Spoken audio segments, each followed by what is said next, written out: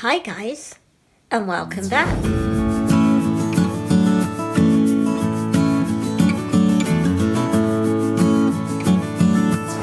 Today is the first page in our sketchbook video. This is toned paper and I've got to get used to using it. So I thought this small size sketchbook would be a good alternative instead of grey. I do not like grey toned paper whatsoever. And probably I have to work myself up to that, but that's going to be in a few years' time. So I thought this was quite a good practice sketchbook. So I'm trying to think what I'm going to use for sketching on here, because you've got to use, apparently, your dark and your light tones if you're being exact and professional, which I'm not. I'm not very. So I thought really first I'm going to do some testing and see if this paper is water soluble, like if my ink will spread out using a water brush, because I do like doing that kind of technique. So, got my water brush, got some Stabilo fine liner pens. We've got black, so that's a dark tone. I will square off the page.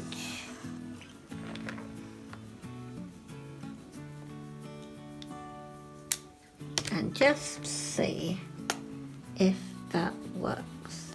It does. Only slightly, but it does bleed. Now that is going to be useful for pen and ink work. It's all about testing and experimenting when you have sketchbooks. I mean, that is their purpose.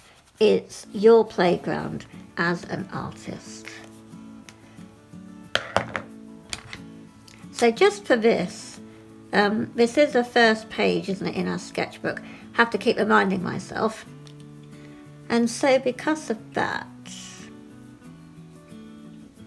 I will do the girl again like I tend to. And I'm not using any pencil. I am not pre-sketching, so this is probably not going to come out very well. But here we go. I do. The girl is like virtual me, welcoming you to my sketchbook.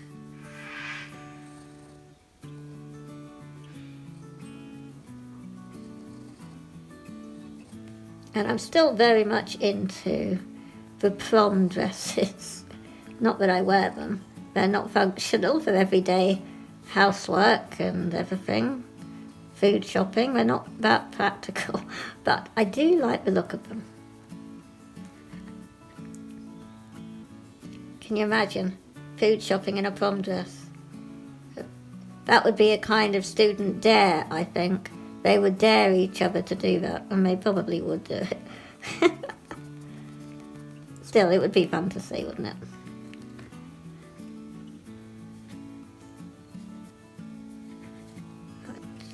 A little glass slippers here. And again, I'll put the arms just behind her. And we will then, I think, just do a basic little cloud that says welcome.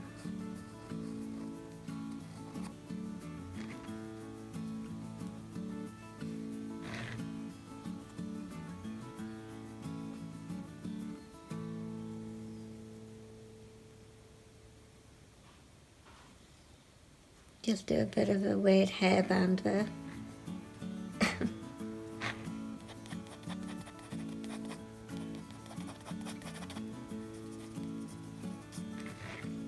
Outside.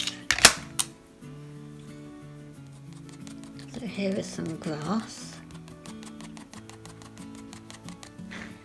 Now this is good, but the ink isn't soaking in and becoming invisible. So I do like that. And basically you can still use it as regular drawing paper, like you would with white. It's just that having it toned, it's either or. You either use it as it's supposed to be, which is a mid-tone, so it basically saves you work. You only have to use your dark and your light tones. But that's more for realism. But I'm pleased I can just use it for my style of work, which is definitely not realism.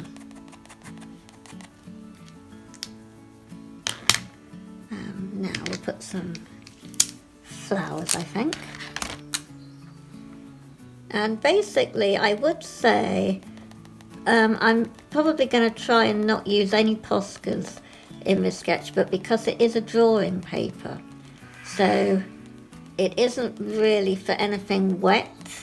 You might get away, as I've shown, doing the pen and ink technique, but it is not good for watercolor or gouache because it will, what do you call it, warp the paper. Well, not that thin. I mean, it's quite, I can't quite remember the weight, but I wouldn't, if I did gouache, it would only be limitedly, you know. But let's test the Posca pen for warp value. Now, it does go on quite smooth, and it hasn't sunk in, and it isn't beating up the nib. So, okay, I'm impressed with that.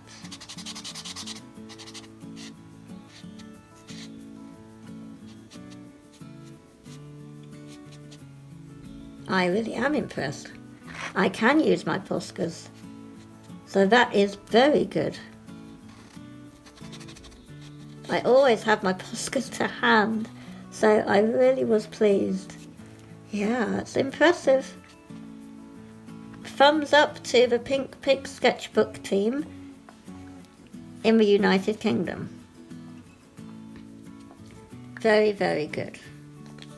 And I'll do a little pink headband.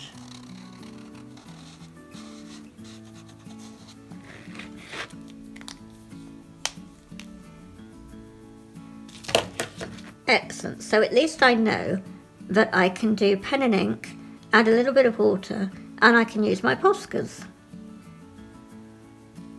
And they're drying. You can tell with this toned paper, your artwork is going to look even more different. And I like the look it's giving me. It's almost like coffee paper. That's how I'm going to be saying it now, but I'm drawing on coffee toned paper. Because it is like coffee. Latte. So, thanks for watching, guys. And we'll go into a time lapse.